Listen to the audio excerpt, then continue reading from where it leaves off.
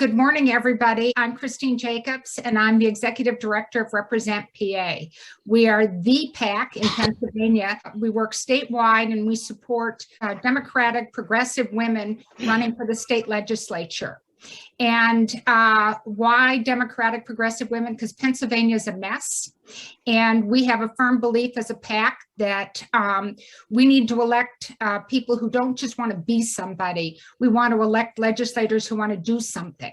And so many of the women that we've supported over time really want to get things done. And but as you'll hear today, with all the issues going on in Pennsylvania, the legislature is not focused on what we think are the main issues in the state. So today we're going to talk about some really serious major issues in the state. And we're going to talk about why the state legislature just can't seem to get things done that we want. What are they working on, and why can't they? As I said, we support women running for the state legislature, and we look to see if we can push towards a majority after the 2022 election. So today we're really pleased to have Donna Cooper's picture here with her longer hair, but Donna Cooper is with us today. She has had many jobs, as you can see, throughout Pennsylvania, and she is the Executive Director of Children First, which is the new name for what was the PCCY. But so many of the issues that she deals with through Children First, like childhood education, public infrastructure, expanding children's health care, increased K-12 and college funding, are issues that we know are major issues for us in Pennsylvania. And we certainly wish the legislature would do something about them. And speaking of the state legislature, Mary Isaacson, we were laughing before that Mary's got a few of her constituents, including me and Donna, on the call. But Mary has been working between Philadelphia and Harrisburg for many years, and she's on some major committees. And I asked Donna who she would like to co-do today with, and Mary was on her list, and we're happy to have Mary with us this morning. So what's our strategy? As I said, we're trying to help educate people, because one of the things we have found is when we talk about flipping the legislature, I get comments from folks all the time is, why should I care? I don't know what they do. I voted for Wolf. What else do you want me to do? Or I have a Democratic legislator. Isn't that enough? Well, I have a Democratic legislator, and it's not enough. It's not enough unless we can flip enough seats to have a Democratic majority. We want to talk today about how our government is failing us and what legislation we'd like to see. What difference would it make, Mary, if you were in the majority? And we'll talk about that. And then our focus on women is not that the issues Donna is going to bring up are women's issues, but they're issues that affect people. They're issues that are not how much more money can the fracking industry make in the state of Pennsylvania. There are more things about how do we get the legislature to work for people. And the women that we've elected are all focused on people and the issues that are important to the people of the state. So what's happening in Harrisburg? I'll just mention a few things as our lead in to our speakers. Have you all been reading about PSERS, the Pennsylvania, the pension fund for public school employees? For a while, the Inquirer in Philadelphia used to talk about this and things that there's some rabble-rousers who are now on the board who are just, complaining that they can't get enough information and that there's problems they can't hear more about. But as people like our Represent-endorsed State Senator Katie Muth have pointed out, these are not just things that, they feel like having an issue with. These are major issues, and the FBI and the SEC are both investigating PSERS. And Katie Muth has been a real lead in that.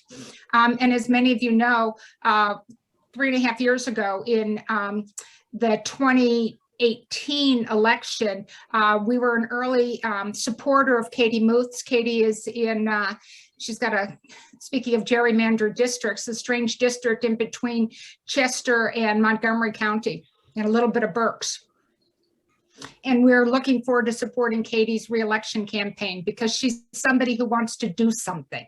She's somebody who's working hard to make a difference. She says, if I'm giving up my life to work in Harrisburg, I want to make a difference for all of Pennsylvania. That's a typical Represent endorsee. There are proposed changes to funding models in Pennsylvania, which I'm sure Donna will talk about. And the strangest thing is, with all the issues we have in the state between pollution, healthcare access, education funding, and so many more things that you'll hear about today, our Republican leadership is in charge of the agenda, and they're investigating voter fraud. They want to make sure that we have a no mask mandate, and they want to put in more abortion bans, as if these are the major issues that are affecting lives in our state. And these are why we need to change the agenda. So with that, and with my gloomy look at what I think of the actions in Harrisburg now, I love the title of Donna's talk, Bold Policy is Possible. And Donna Cooper, it's yours. Thank you so much. And before we start walking through the slides, I just want to say that, Represent's work to get great women in the legislature has been invaluable. You talked about Katie Muth, and I will say that the sweep of the women in the Senate, from Amanda and Katie and Maria, really critical changes, Carolyn Committa, you name it.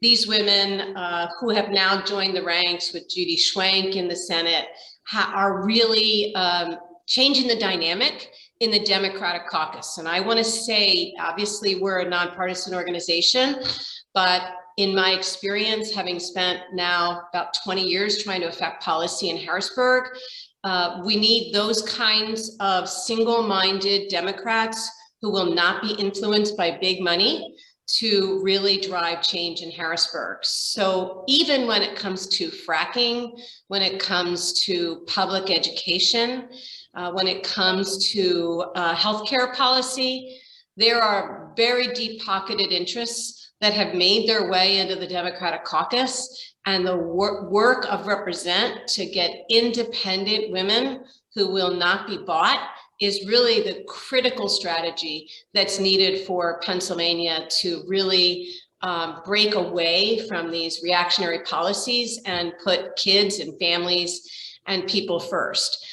So we're very fortunate that people like Mary Isaacson are there, and many of the Represent candidates in the House as well. And I just want to say it's critical work. I also want to say, while we're doing that work, just to give the members of Represent some context, I want to tell you how some policy work is happening, both defense and offense, what can happen in the landscape that we have, and then what's only possible if the landscape changes. We, in large part because of Turn PA Blue and Represent and others, lots of progress was made in the PA Senate before 2020. But as you can see, and we still have an overwhelming burden in terms of affecting the debate in the Senate. And actually, the women senators that you have supported are cunning and have figured out how to affect that debate. But it's still, we have a tremendous amount of work to do to create a more high tension situation where legitimate conversations can be had. So I will say, for instance, the Senate, the #1 measure on the Senate leadership docket is Senate Bill 1, which is to expand the education improvement tax credit, in essence, a voucher for private schools in Pennsylvania. #1 issue, and that can be on the docket and likely move because of the majority that you see here. As Mary was pointing out, as we were gathering, we have 88 House Democrats, 113 House Republicans. In fact, we lost ground in 2020. And so that makes the situation very, very complicated. Yesterday, as Mary was talking about in the House, a bill passed rapid fire to require school districts to post their curricula and all their lesson plans, which is the first step in giving the Republicans a foothold in dealing with what they believe is one of the most burning public education issues, which is the teaching of accurate American history as it relates to race. So obviously, the context is very complicated, and you add to that the extraordinary flooding of money from people like the Susquehanna Group in public education, which has some Democrats, who are looking for options to expand charters and vouchers.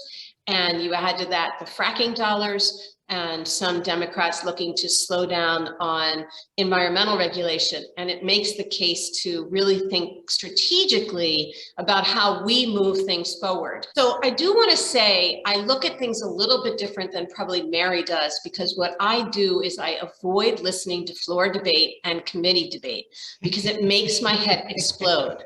And even when I was in the governor's office, the few days I would watch the floor or the committee debate, I would lose my mind. And so I try to stay focused a little bit for my own personal sanity on what's actually happening. Now, sadly, the Republicans effectively got a constitutional measure on the ballot that restricted the governor's powers in the case of an emergency. And I really do think that was a smart move on their part, and they can do that when they're in the majority very easily. It speaks to why we need to be in the majority. As an individual, not children first, I can say that, but it was, that has created some problems for them as well. And so sometimes you have to be careful what you wish for. So, now they are moving to restrict the mask mandate. And I think while there is movement in the House to try and do that, they've been unsuccessful in actually driving that in their own chamber or the Senate, because public support for mask mandates are so strong.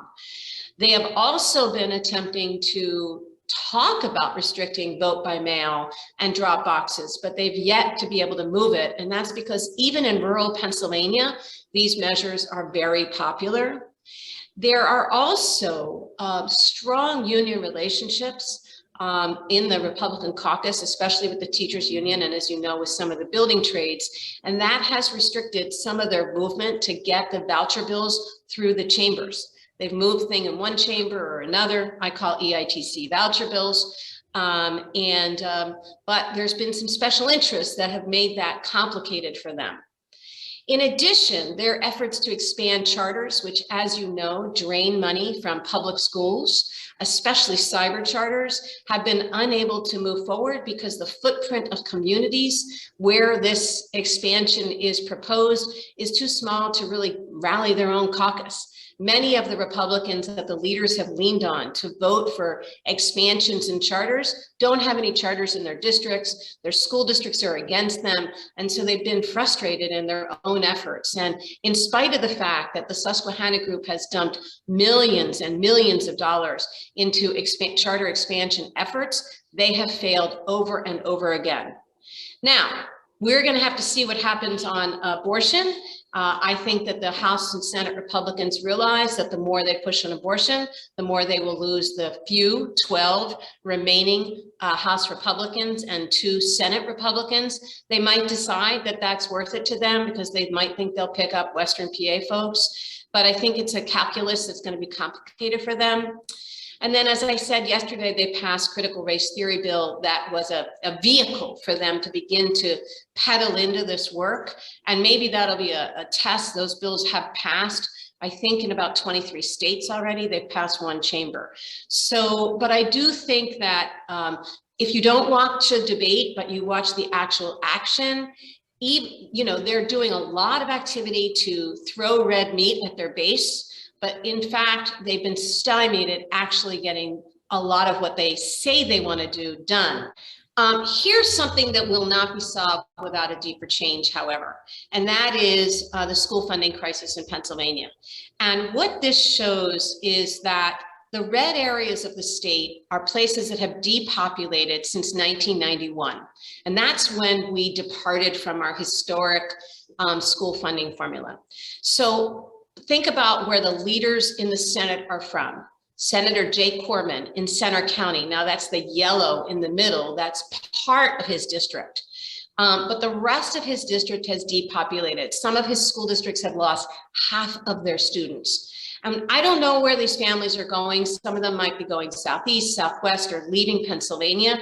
But the fact is that the Senate leadership and the House leadership, by and large, with the exception of Brian Cutler and Stan Saylor, who are elected by the House members in the red parts of the state, have been losing population. And in order for the state to fund education adequately, money that we spend needs to go where people live. If we do that, there would be a dramatic shift in money from the red areas to the green and yellow areas. And that's where the Democrats are. And so this school funding crisis, we are spending, for instance, just in the red areas, since 1991, they've lost 167,000 students. And we are sending those school districts $500 million, actually $600 million for students that don't attend those schools anymore. Now that $600 million, just that one chunk of change, is larger than any school funding increase we've had in the entire Tom Wolf administration.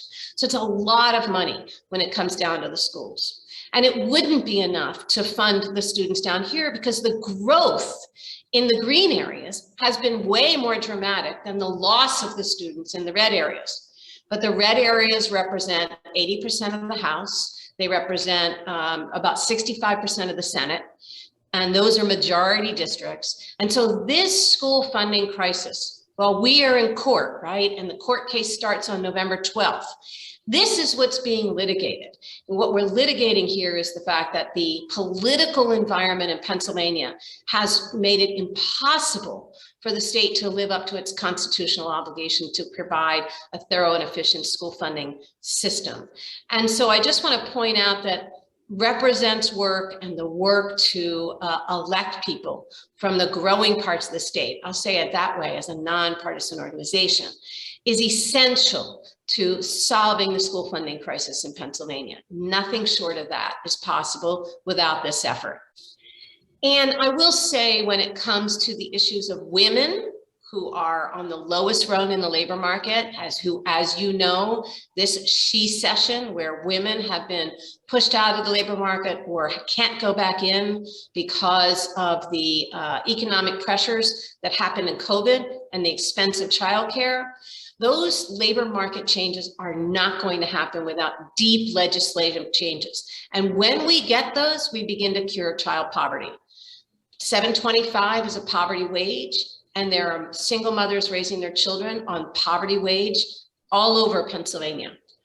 Child care pay parity. Child care is one of the lowest paid sectors in our state. Women who are being paid $7, $10 an hour to care for children, they're dependent on public assistance while they're working, their Medicaid, their food stamps, because they cannot afford to raise their families and care for children, and yet they're the essential part of people going back to work. We need them to be paid consistent with especially those with bachelors, consistent with what teachers make. So right now, if you work at a childcare center with a bachelor's degree, even a master's, you get paid more to go to work at Target than you do at childcare. There'll be no movement on that unless there's deeper changes in the legislature. Benefits and hours. So we do not regulate the degree to which people have paid leave, which is a critical benefit. We do not regulate any mandatory minimum hours, which affects women dramatically. They're in the part-time labor force. And so these fundamental changes that would change the economic condition of women for good and would bring children out of poverty are not going to move without deeper legislative changes. Now, I do want to point out that Martina White, who is the lone Republican in Philly and is a woman, did recently put out a co-sponsorship memo to create a state earned income tax credit. And there is a Senate Republican sponsor as well. Probably it's a good move for the one Republican from Philadelphia. It's doubtful that her leadership will ever let her move this because the red part of the state is not looking to make any significant changes in the economic conditions that will put the onus either on tax dollars or employers. That's fundamental to their theory. So while she is advancing that, it's unlikely that we're likely to see that under the current conditions. So other states do have an earned income tax credit, and it's confusing because there's two EITCs. One's the bad one, that's the Vouchers, Education Improvement Tax Credit. One's the good one, earned income tax credit, like the federal earned income tax credit, which enables low-wage workers to avoid more of their state taxes so that they can have a greater take-home pay. So these are things that will be stymied by the leaders day in and day out, in large part because of the special interests that they must deliver to maintain their fundraising prowess and retain their leadership positions. But I want to tell you, I do think that there are things that can be done. And so I saw the note about my blood pressures rising. And obviously, if you ask me, the work of Represent to also address campaign finance reform is critical to addressing the first two slides, because while I am optimistic if we flip the chambers, we'll see more progress, special interests will find their way into the Democrats as well. We've seen that time and time again across the country. So campaign finance reform is important. But I want to tell you that there are some things I think are possible, and they are the things we are working on. So if you look on the left-hand column, things have moved over the last several years that are somewhat surprising in Pennsylvania. We had a pretty sweeping bill on clearing criminal records that passed because Community Legal Services teamed up with some of the organizations funded by the Koch brothers to really help remove barriers to employment for formerly incarcerated individuals. Now, I believe that happened because the Republican Party is looking to build a base of people who are not white. And so there was political expediency associated with that. And we could spend hours about why that happened. But in fact, that passed because of that unusual bedfellow alliance. Medical marijuana, another example of an unusual bedfellow alliance. And just this week, we saw that Eamon Brown in the House and Mike Regan in the Senate are looking to advance the work on recreational marijuana, as have other Democrats in the House and the Senate, as well as Republicans. And as you know, a lot of Republican lawmakers are now on the boards of marijuana companies. So this is really, in my mind, much more about money flow than it is policy. Sandusky, you know, there had been efforts to try and stem child abuse for years. The Sandusky scandal made it impossible, especially for the Senate leadership, to not take action. So they saw risk to their own reputation. Timing required that they act. Now, we still have the statute of limitations problem that they have fought tooth and nail, but that may be moving forward. And as you know, part of the problem of that happened as a result of the Wolf administration's failure to put the measure on the ballot as well. That finally had moved through the chambers. And then lastly, we've seen expansion in childcare, not for wages, but for more slots, and also the Medicaid expansion. And that a little bit aligned with their economic theory, which is number one, people need to work. Both childcare and the Medicaid expansion were work dependent. And number two, they were associated with the fact that there were, especially in the ACA expansion, large moneyed interest in the healthcare sector that were backing the economic premise that this will save tax dollars in the long run. So they're instructive to me. It's why the items on the right are what's on our agenda. What can we get done in the landscape until things change? And the first is curbing juvenile incarceration. We want to build on the momentum from the last wins on the adult side and take the work of a bipartisan task force that the Wolf administration impaneled to move forward to curb juvenile incarceration. And there's some unanimous areas of agreement between the Republicans and Democrats that we look forward to trying to move in the next year and two. Cyber school scams. There is increasing Republican frustration with the scams among charter cyber schools, not charters in general, but the cybers. And we are beginning to see dramatic penetration in the Republican caucus of at least constraining the degree to which cybers can grow and restrict the ways that they are paid. And that will be hard, but there's a possibility there. Protecting children from lead paint. This is a risk aversion. Lawmakers want to be on the side of this because they don't want a poison kid in their community and that parent coming at them. And we're seeing some strong Republican support for our efforts to get the state to put up resources to remove lead from children's homes and to think about how insurance policies are changed in Pennsylvania.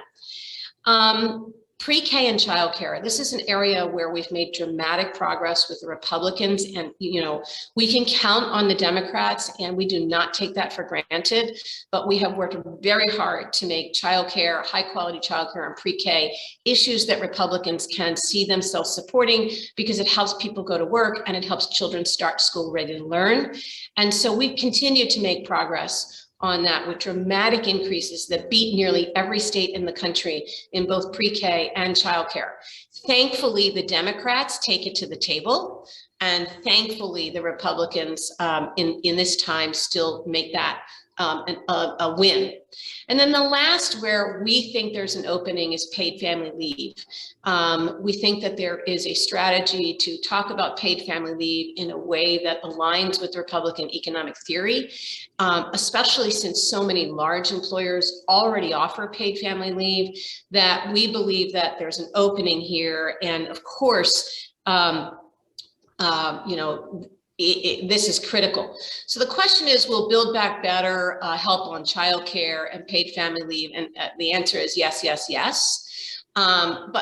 But while the terms universal are used to describe those bills, the funding levels, even at $3.5 billion, are not universal.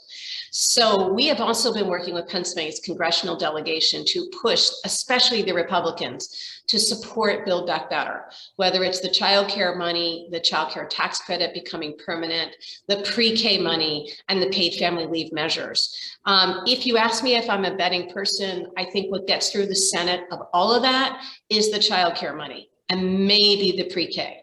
It will be harder to get the other two through in the Senate, but we have made it very uncomfortable for the House Republicans to be against those elements of the bill. As you know, the bill is kind of an omnibus bill, so they have some out on why they'll say, of course, I support the child care part.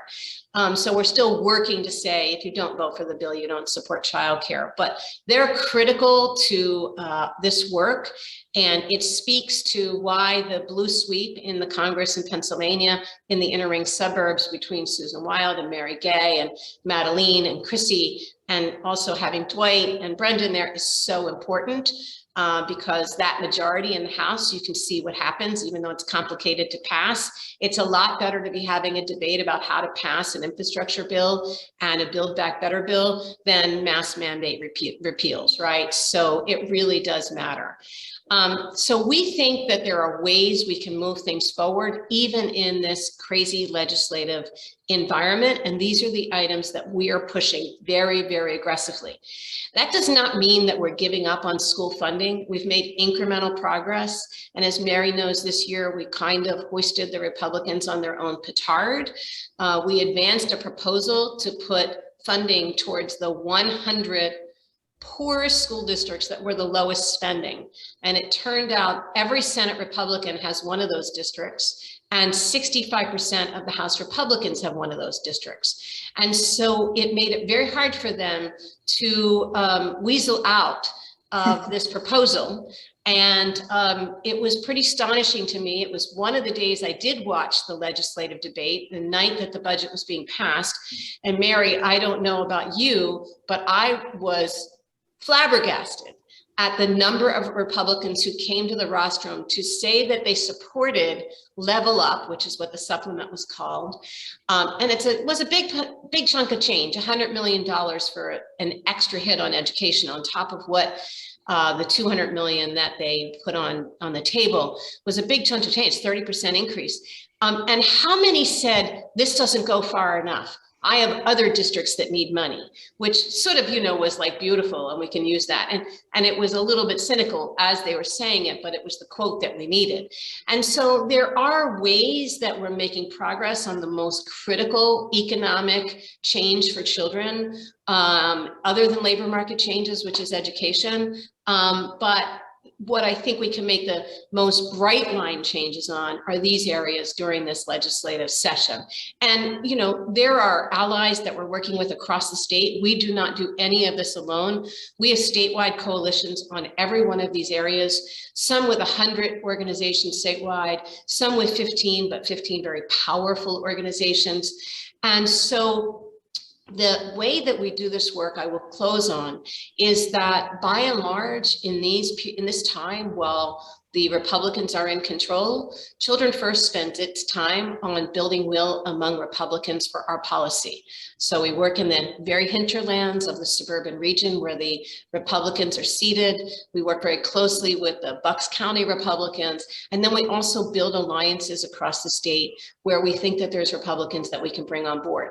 It's complicated because every time we give the Republicans a chance to take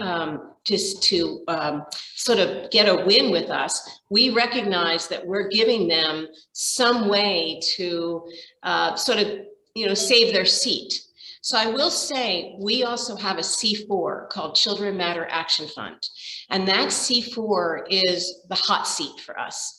It is a place where we force candidates to really speak to the issues that are important to children and increasingly ensure that the parents in those communities understand what's a legitimate answer and what's not a legitimate answer to questions about serving and meeting the needs of kids and families and in essence, mothers and fathers. And I will say that we are growing the C4. We're like 3 years old, and Bill Ewing's on this call. He's on the board of the C4.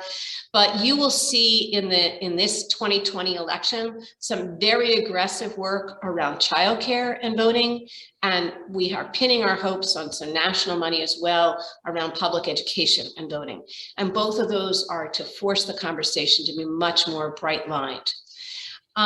So in terms of the question on federal funds sitting in the state coffers, Pennsylvania is sitting on $5.7 billion of unallocated COVID relief funds. We got $6 billion. So there's, with the budget that passed, of the discretionary money, they appropriated about $300 million. There are other pots that came in, like childcare money, that's going out. K-12 money, that's going out because the legislature couldn't make many decisions about how they were used. But the pot of money that could be used to help businesses rebound, to help women get back in the labor force, to increase childcare wages, to do more on childcare, to do more to help kids learn, address their learning loss, you name it. That money is sitting there untouched.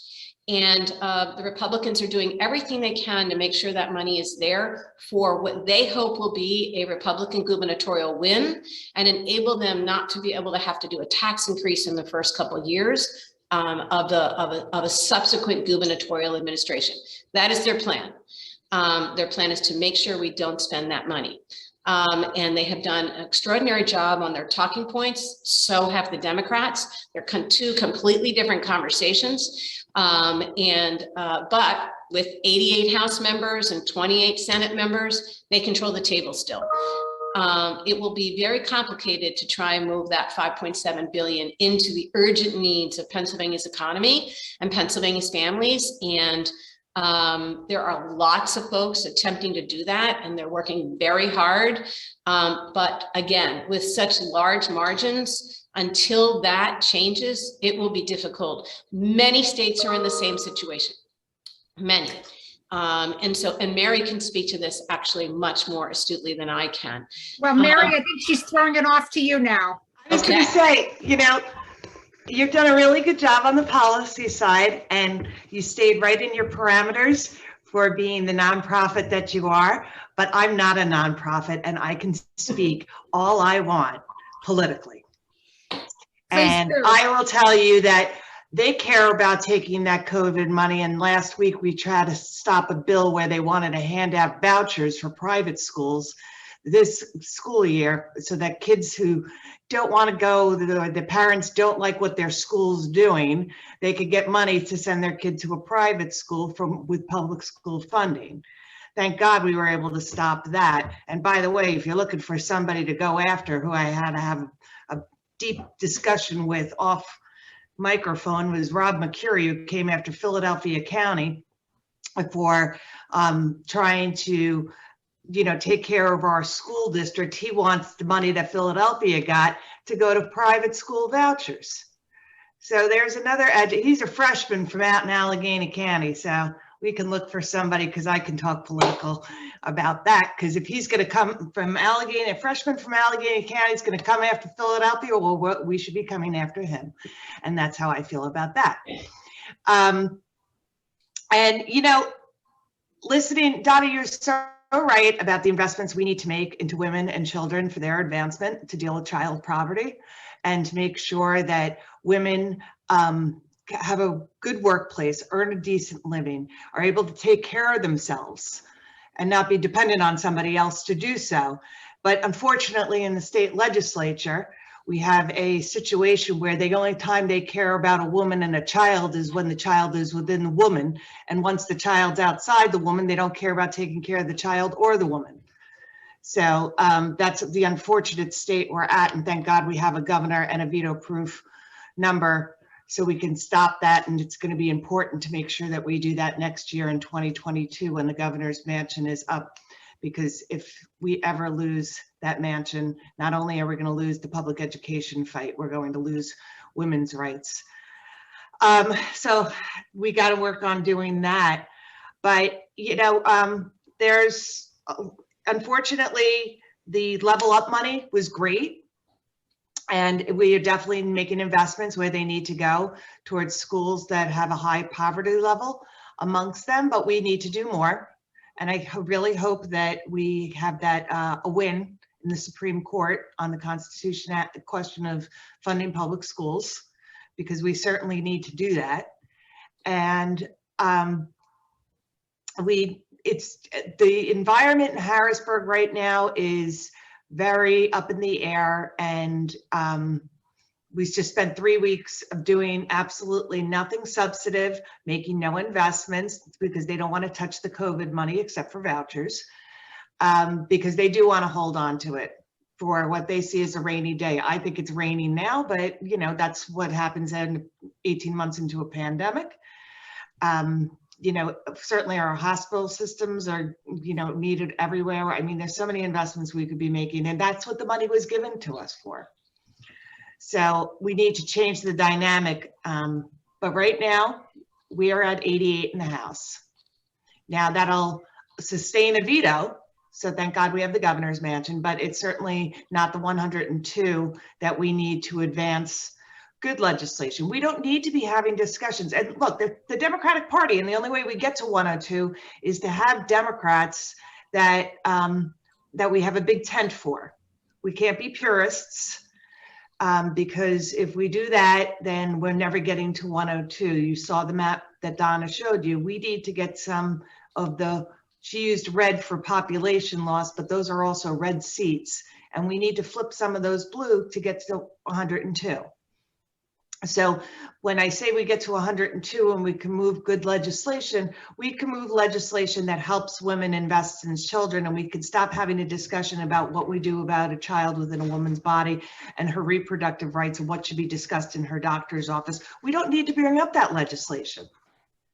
So it's not even a matter of worrying about this. If we don't have to bring it up and discuss it, and we can just protect the rights we have, then that leaves our big tent and we can stay at 102. So that brings me to discussing, you know, the important things that we are going to take up by the year end, and that is redistricting here in Pennsylvania. And we need to change the maps. I have numerous constituents on here, and I know that Philadelphia is, I know my legislative district has gained so much that I need to reduce in size. And I know Philadelphia is going to be gaining a seat because of the population growth that we've had. But there's also going to be shifts in seats more towards the eastern part of Pennsylvania, because that's where the population growth has been, quite frankly. And so right now we have a very heavy rural majority presence, and they're not, it's not a representative map because they're people who don't have population are making decisions for the population that they don't represent or have to answer to at the ballot box. So we have, because of wins in 2015 and the majority that we have on the Supreme Court, they appointed a very independent fifth member of the Legislative Commission for the state and Senate maps. And he is very highly focused in making sure the maps are very equitable. So I think that you're going to be able to see the ability to run some races that are going to be able to flip some seats. But we also have to make sure that we're messaging on the right things that are affecting people's lives right now. We had that problem in 2020. I remember on election day, we're talking to Christine and Nancy about the predictions of what was going to happen. Christine told me I was a pessimist. Yeah, you know. I just knew what was happening because I'd gone out and knocked on doors and outside Philadelphia. I recognize my job is to represent you to the rest of the state. I know what our values are in our district back home. And that's why I knew that there was, you know, a message going on in the rest of the state, and we were getting lost in it. And we got to stay focused in it because it is about the economy is childcare. You know, the economy's stupid. It's still that message all the way back from 1992, and that's childcare, and that's making sure your kids are getting educated. The kitchen table concepts are still what is at the forefront, and that has to be the message that the Democratic Party believes in those things too. Why we want to make sure women have their rights. Why we want to make sure that, you know, we're pushing. Being progressive doesn't mean that you can't relate to somebody and what's going on in their kitchen table and their economic problems. And that's something that we have to make sure is the message. And I spoke with Ryan Bizarro, who's the chair of the policy committee, about this when he got elected, and that's why he asked me to be his vice chair, is because I have a district that would want me to go out and make sure around Pennsylvania that we're trying to uplift members and have a good message so that we can not only keep the seats that we have, but build upon them and try and dust off the stuff that got wrapped around everybody's neck. And we've tried to do that this summer by going out with economic messages and trying to stick to them. And hopefully we can do that in 2022 with the new maps and make the gains, especially with people on this Zoom who are willing to invest to make sure we're pushing that agenda and get to those numbers where we not just stop bad legislation by being able to sustain a veto, but just stop bad legislation and move forward with good legislation that makes investments and makes it. The thing that frustrates me so much out here is we make no investment in Pennsylvania. We do nothing to attract businesses except for crazy tax credits, which that they end up not taking, and it gets taken somewhere else. And tax credits shouldn't be going to energy companies. That gas is not going anywhere. We should be taxing it and using it to make investments. So those are some of the frustrations I have with that here. But I think the most important thing we're going to be doing in the rest of this year is doing the redistricting. And then we have to get to transportation funding. That's going to be next year in the midst of all these elections. So thank you very much, Mary. I think that you know, first of all, Represent does not support, in general, you know, we have a policy that we don't support candidates running against incumbent Democrats, even if it's not our favorite Democrat. Just for example, you know, that with our limited money, what we want to do is support, go out to the districts where we can flip a seat. Maybe someday. Rob McCurry is not a Democrat. Right? Rob McCurry is not a Democrat. And as I put in the chat, you know, we supported Emily Skopov in that district, and we're very big fans of hers, and we're disappointed that Rob was appointed and then could run for re-election. So we know that district. A couple questions that came up in the chat. One of them for Donna, you know, there's a question, is it just difference of reallocating state education funds, or is the pot not big enough? Oh, I'm so glad you asked that. The pot's not big enough. So Pennsylvania is about $4.6 billion behind where it needs to be to ensure kids are educated adequately, have adequate resources. Just to put that in context, state funding for education is about $6.8 $8 billion and we need another 4.6, but not all that's state, some of that's local. So if you, at the end of the day, we need about $2.5 billion, and there's a $500 million, well, 600 million in the red area that I pointed out. Even if all that came over, it would not enable places like Philly to have decent funding for its schools. And that's because, you know, in most of the states in the country, there is more money going into education from the state government. And at a per capita level, we're 47th, so we're third from the bottom. Third from the bottom, not a place we want to be at Commonwealth of Pennsylvania. So that's a really important question. And also both for Mary and to Donna, do you have any ideas on how we can, is there any way that through letter writing and other things we could do to try and free up some of that money that's sitting in Harrisburg? Do you have some suggestions on your website, Donna, for example? Yeah, but I would love to hear Mary's thought because she's much more in the thick of things. Mary, who do we, you know, is lobbying going to make a difference to your fellow legislators? As I started out with, they, you know, just last week we were trying to stop a bill where they were going to basically take COVID money because they wanted to do a voucher program for this calendar year for school districts. Now, right. School districts already have their budget. They're already operating in their budget and they've already started. So where were you going to get the money allocated from? There's only one place that there's money that's discretionarily would have been able to be allotted from, and that was the rainy day fund where the COVID money is sitting. And that's their priority. So with regard to a letter writing and everything else campaign, you got to keep the pressure up on the Southeast Republicans that are still in existence in Bucks, Montgomery. I don't even know if there's any in Delco left, but yeah, there's one. No, there's two. But yeah, they were the ones that said no. And they went against their leadership and it went down in a ball of flames for everybody to see. And it was the first time the Southeast Republicans stood up to the rest of their caucus. And now that bill has been put aside because they need to, you know, they don't know how to rein them back in. But that kind of leverage can stop really bad legislation. And so the pressure needs to be kept up on them, that they have to make sure that money isn't spent defunding public education systems. Yeah, very good. And I would just say that the Southeastern R's, the other time they did that, Mary, you'll remember, was on the whip count to repeal the soda tax. Right. But I will say that, you know, obviously we want to flip a chamber, but the degree to which people who live in the Republican districts in the suburbs or know them can say to them that I'm a voter in your district. I want to thank you for stopping the voucher bill. I want you to stay focused on funding our public schools. That will be critical. The same will be true on abortion. Same will be true on abortion.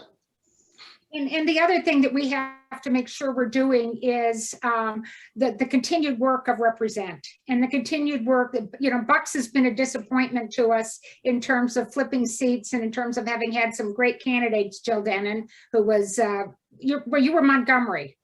But yes, you know, some of the great candidates we've had who have not, we've not gotten elected yet, but we're continuing to look at those districts. I noticed that Gwen Stoltz is on the call. Gwen is not yet, you know, we're waiting to see what the maps look like, but Gwen is in Bucks County, is that correct? Yes, I'm in Doylestown. I officially live in Plumstead Township, but I have a Doylestown mailing address. Okay, so after districts are drawn and clear, and it's clear which district she's going to be running in, we look forward to seeing your campaign, Gwen, as we go forward. Let's go on to our final slides, Tilly, but I have to first thank Donna and Mary. This has been, you know, I'm the one who said my blood pressure is rising. Some of you know I'm out in Colorado right now. I just had a new grandchild and I'm with my daughter and her family. Got up early for this call, but I get so inspired when I hear people like Donna and Mary talk about the needs in Pennsylvania and the work that we can do, the work that some of the women that we've been supported in the past are amplifying and making noise about and blocking bad legislation. But the best thing we can do is elect more good quality candidates to flip the legislature. I've said this before. In 2020, we invested $500,000 in races. We're nobody's largest donor, but if you talk to some of the women that Donna mentioned, like Maria Collette or Amanda Capoletti or Katie Muth, you know, we've been their good supporters. We were early supporters. We provided early primary money, for example, 4 years ago to Maria Collette, which enabled her to run a successful campaign when she was elected. Money is going to be even more important this year than ever with redistricting, where candidates have to find their new districts. They have to reach out to some new people that they haven't supported in the past. And this is for our re-elects. And then, and for new candidates like a potential Gwen Stoltz, it's going to be, what's the district look like, and how much money am I going to have in a shorter period of time? You know, if you'd had the full election cycle and knew what your district was going to look like, you could be, you know, ringing doorbells for a longer period of time. But as these things get concentrated with the new districts, what's that going to look like? And we need to make investments.